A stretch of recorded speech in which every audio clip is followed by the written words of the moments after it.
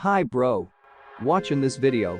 How to make Lamborghini Aventador replica and fiberglass body kit car from car buck files. Need digital car buck files and paper printer or CNC machine. Then need to make car buck sections from wood board. After that, need to assemble the sections one after another to get a whole skeleton of the future car body. There is nothing difficult in this.